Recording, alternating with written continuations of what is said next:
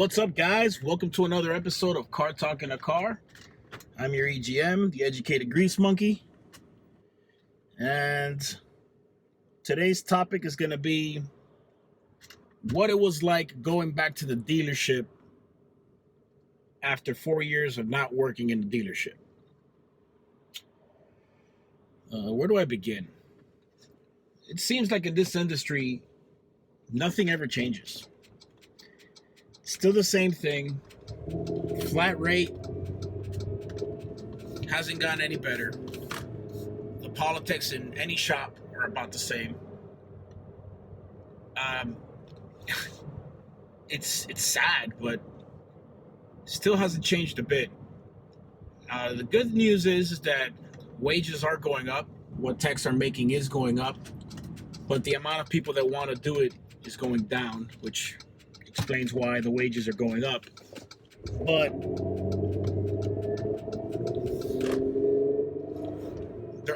I think a huge part of the fact that people don't want to do this anymore, no matter how much it pays, is the fact that it's a hard living. Flat rate, making money flat rate is not easy. It can be done, and you can make plenty of money doing it. I made good money doing it, and I have no complaint in that aspect. But it's a hard job. It's exhausting physically and mentally. The politics in a shop is something that no matter what dealership I work at, it doesn't seem to change. I mean, it's always going to be who's getting what. This person's not doing their job, so you have to do it. And I think that's a result of the flat rate. It's set up in a way that you have no choice but to worry about your own pocket and not worry about the dealership or it being a team atmosphere. And there's got to be a way that changes. I mean, I know this past year I was back in the dealership at a local dealer here in North Carolina, and it never changed. It's the same thing as it was in Miami. Probably more disorganized up here, but I think that's just because here we're more in the country, and in Miami it's more of a city, so they have to have their things figured out over there. You still have to worry about, being on flat rate. You still have to worry about who's passing out the work. You still have to worry about parts and them doing their job correctly. You still have to worry about the advisor writing the customer's concern correctly on the ROs, and all of that directly impacting your check, no matter how good of a technician you are or may be. And it's very frustrating. There were times where I would have 30, 40 hours worth of work pending. I wouldn't be able to get it out within a week because of the incompetence of other employees or the dealership altogether. So, and that's not something that's necessarily impacting my last job, but that's something that is a pretty common problem. And I'm sure there's a few of you guys that are techs that can probably relate with me. It's a pretty common problem all across the board. There's gotta be a better way of doing this.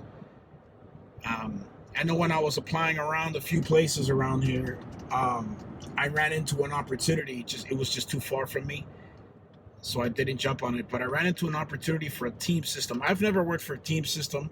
I've heard of a few places that had these team systems. A few of the techs that have worked in it have mixed results. It really comes down to who falls into your team. But it seems like a better solution than flat rate. And pretty much it's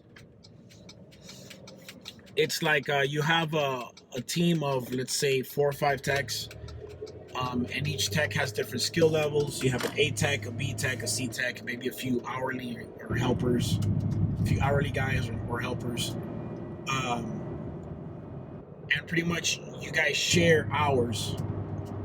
And at the end of the week or pay period, you split the the hours made between all of you guys.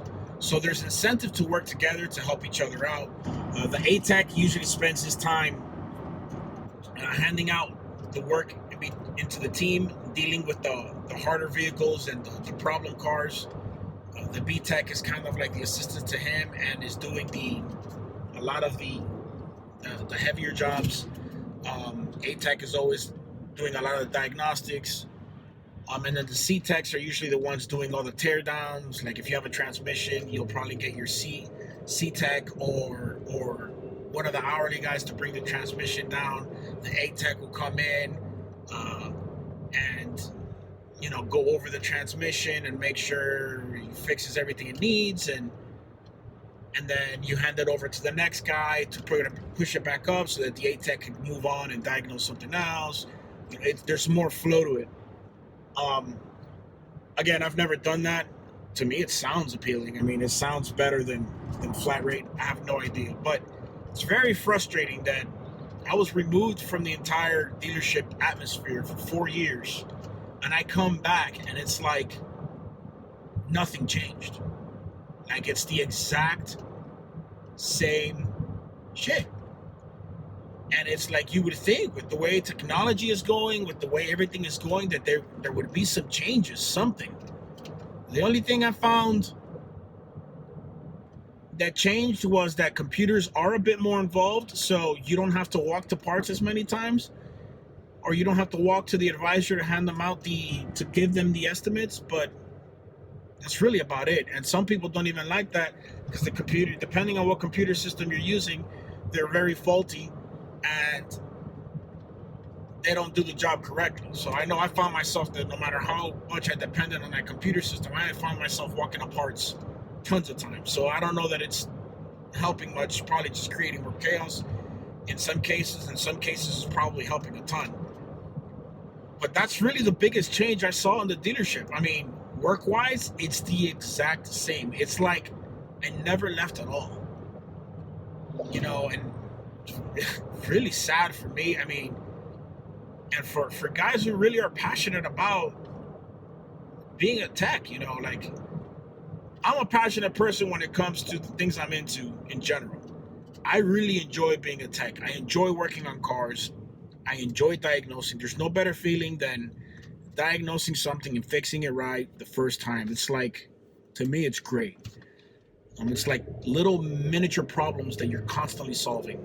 And I enjoy it. I really do. I kind of get into a zone when I'm tearing something apart. I love it. But what opportunities do we have? I mean, you go work for a dealership and it's like chaos. It's pure chaos. There isn't enough people around that know what they're doing, because the ones that do know what they're doing are already fed up because of the way it's set up.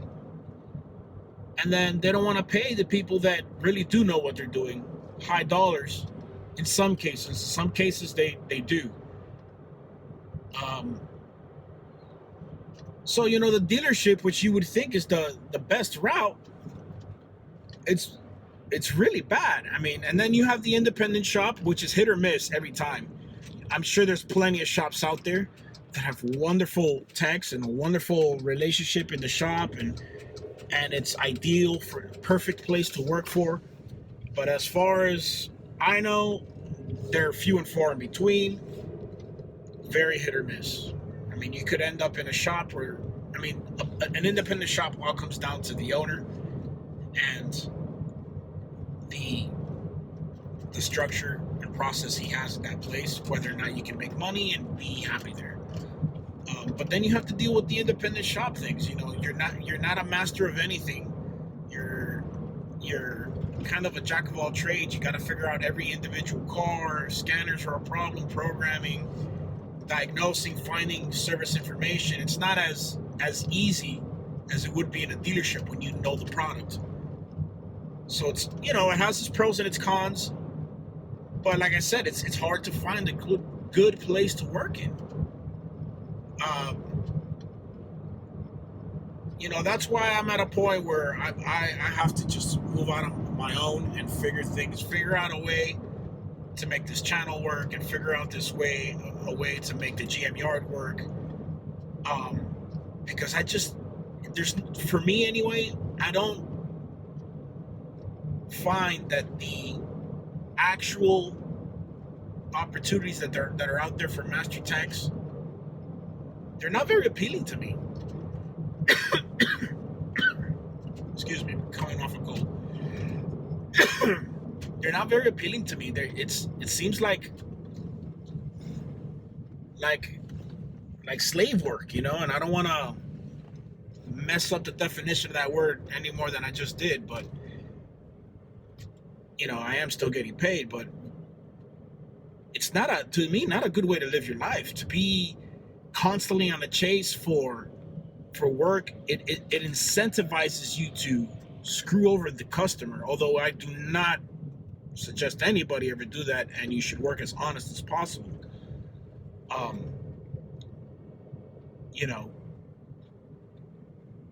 The reason we get a bad name is because of the way we get paid. Like, it incentivizes you to make things up that are wrong with cars, and that ain't right. I don't know. I just think it's a huge bummer to me to see that 4 years removed from the dealership world, and I come back to it, and I was in it for exactly a year, and it seems like nothing changed. And in the year that I was there, I don't see any direction of it changing. It's just the same old crap. So, it was rough on me. It made me realize that my goals were exactly what I needed in my life, that the dealership world just isn't going to work for me. It didn't work for me the first time. It's not going to work for me this time. Luckily, it's one of those types of jobs that I know I will always have. As long as I have tools, I can always fall back on it in case any of my other ventures don't pan out, or I have plans to move anywhere. I can literally get a job anywhere in the United States, and that's a great feeling, but working there isn't, at least not for me. Let me know what you guys think about the dealership world. If you find any type of you think it's going to progress in any way, if you think that there's a better system than flat rate out there, any of that. Let me know what you guys think about this whole vlog, and comment below. Hit the like button, and I'll catch you guys next time on the next episode of Car Talk in the Car. Till then, deuces.